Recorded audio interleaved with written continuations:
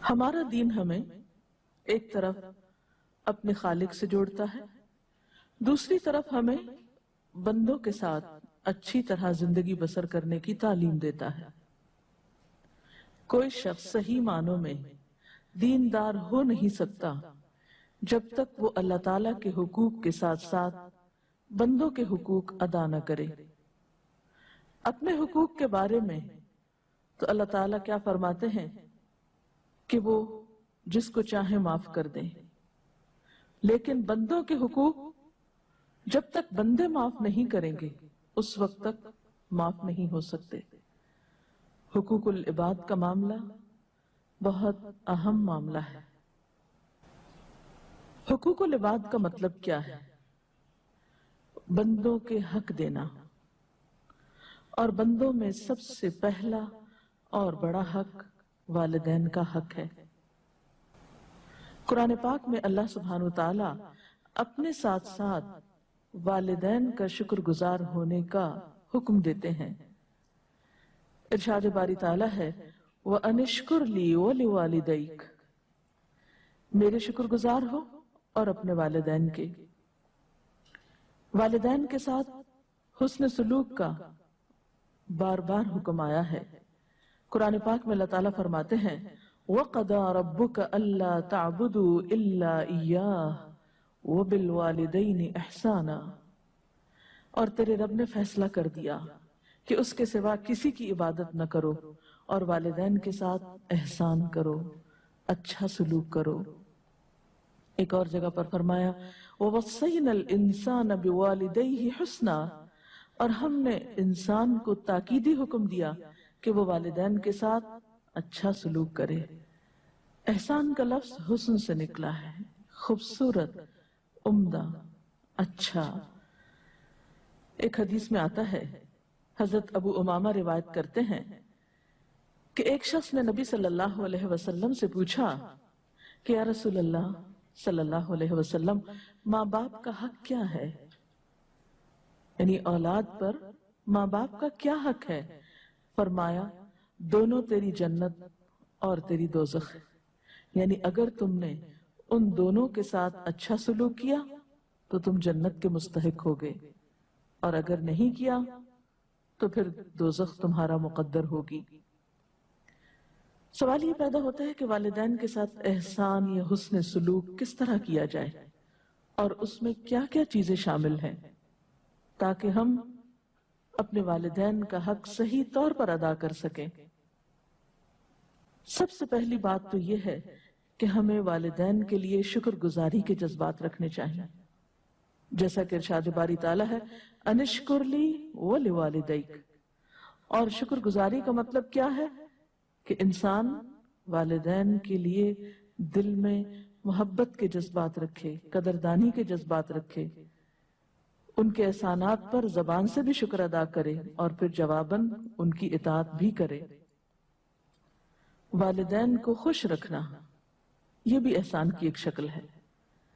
حضرت عبداللہ بن عمرو کہتے ہیں کہ نبی صلی اللہ علیہ وسلم نے ارشاد فرمایا اللہ کی خوشنودی والد کی خوشنودی میں ہے، یعنی اگر والد خوش ہے تو اللہ تعالیٰ بھی تم سے خوش ہیں، اور اللہ کی ناراضگی والد کی ناراضگی میں ہے۔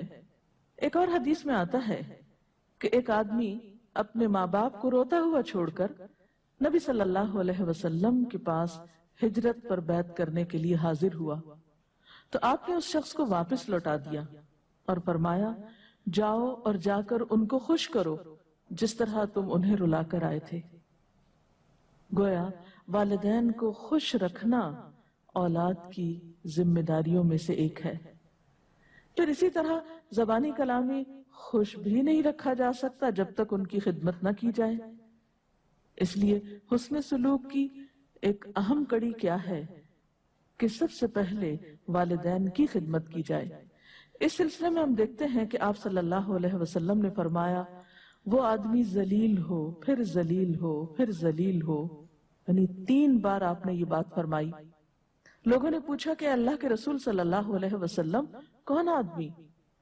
فرمایا وہ آدمی جس نے ماں باپ کو بڑھاپے کی حالت میں پایا، دونوں کو پایا یا ان میں سے ایک کو پایا، اور پھر ان کی خدمت نہ کی اور اس طرح جنت میں داخل نہ ہوا۔ تو گویا والدین کی خدمت جنت میں داخلے کا ذریعہ ہے، جنت میں داخل ہونے کا طریقہ ہے۔ اسی طرح ایک اور حدیث میں آتا ہے کہ ایک شخص آپ کے پاس جہاد کرنے کی غرض سے حاضر ہوا، تو آپ نے اس سے پوچھا کہ کیا تمہارے ماں باپ زندہ ہیں؟ تو اس نے کہا جی ہاں۔ آپ نے ارشاد فرمایا جاؤ اور ان کی خدمت کرو، یہی جہاد ہے۔ یعنی اگر والدین کی خدمت کرنے والا اور کوئی نہیں تو ایسے شخص سے تو جہاد بھی ساقط ہے۔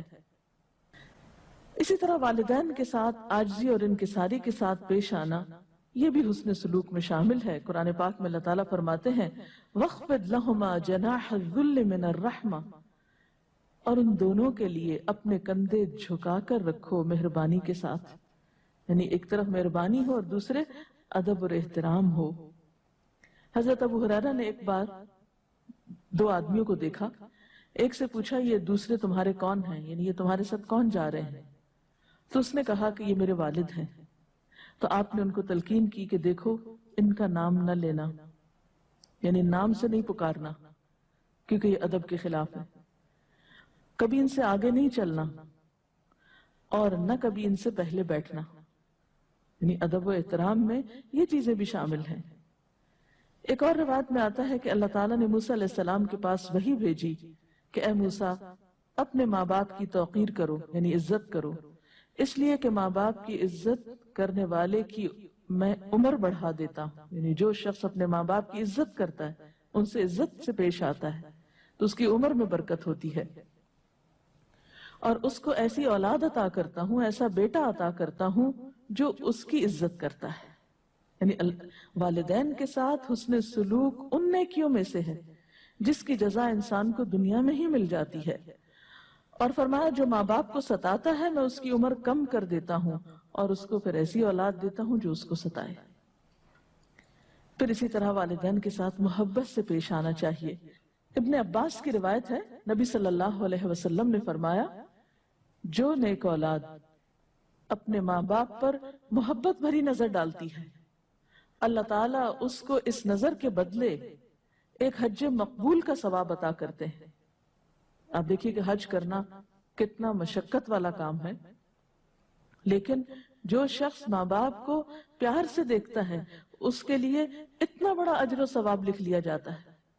لوگوں نے پوچھا اللہ کے رسول صلی اللہ علیہ وسلم اگر کوئی شخص دن میں 100 بار ایسا کرے، یعنی 100 بار محبت سے دیکھے، تو آپ نے فرمایا جی ہاں اگر کوئی 100 بار بھی دیکھے تب بھی اللہ بالکل پاک ہے، یعنی اس کے پاس بے حساب اجر و ثواب تمہارے تصور سے بہت بڑا ہے، تنگ دلی سے پاک ہے۔